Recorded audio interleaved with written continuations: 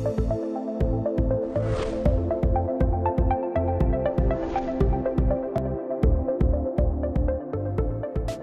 the last video of this series, we're going to look at entanglement. So from a programming perspective, you know, we said a NOT gate looks like that, so you put a 0 in and you get a 1 out, and vice versa.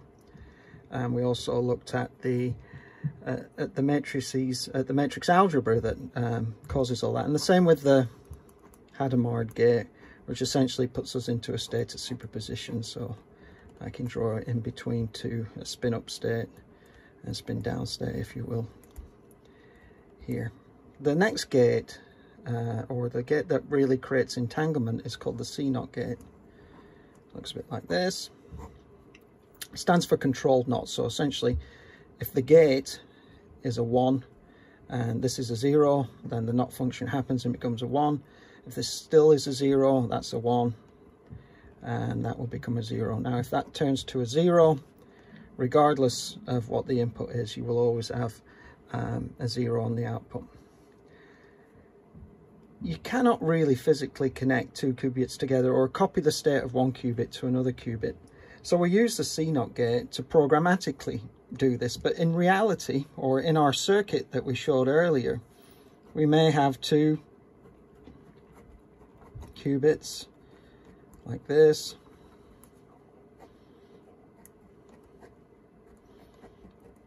and these would maybe sit on some kind of transmission line, which may actually represent a resonant cavity.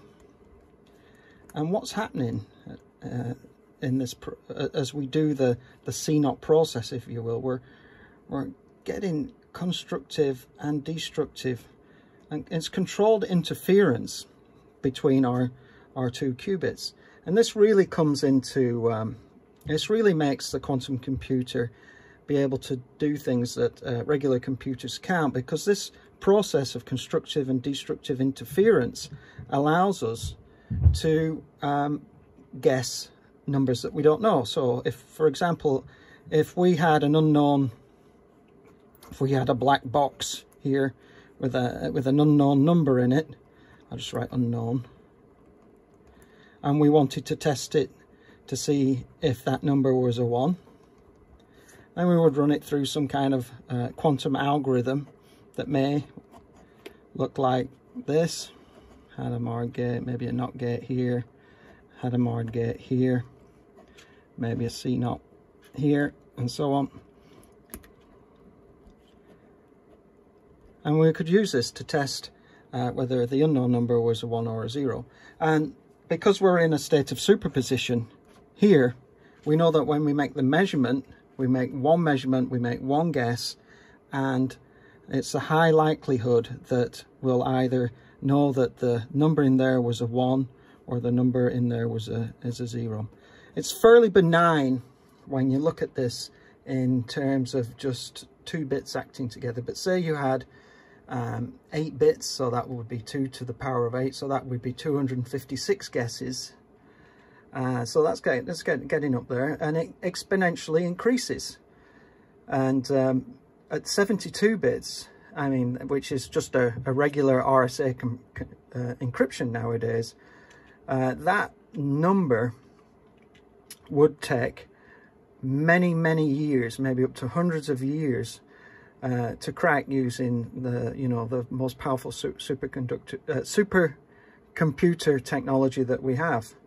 And the other way to look at this thing, because it's about guessing based on destructive and constructive interference. If we go back to our 8-bit analogy, 8 bits, and say we just had 8 coins and they were all spinning together, so there'd be 256 possible states, but they're all in limbo. They're all in superposition, all spinning away.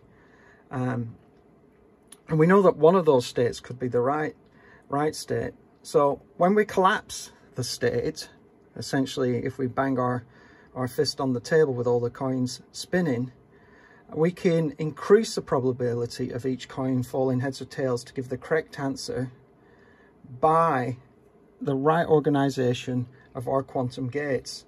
And in fact, we load the qubits probability to make them more likely to fall on the correct side and give the right answer. And so this constructive and destructive interference and weighting probabilities to give the right answer is the way we would use the quantum computer to perform encryption. Other applications for the C0 gate or the process of entanglement would be in quantum communications as well, where we want to make a secure communication link. So in essence, we've now looked at the whole of the quantum computer. We've looked at how a frequency can make an electron spin up and spin down. We've looked at a number of gates and how to program our quantum computer. We know that we need a microwave control system, a dilution refrigerator to create the process of quantum computing. And then fundamentally, within our qubit, we treat it as a number of resonance circuits that would even sit within a resonant cavity, and the destructive and constructive interference of all these things working together with different stimulus frequencies helps us to, with a high probability, get to the answer that we're looking for. Tabor Electronics, a high-end, world-leading signal source company.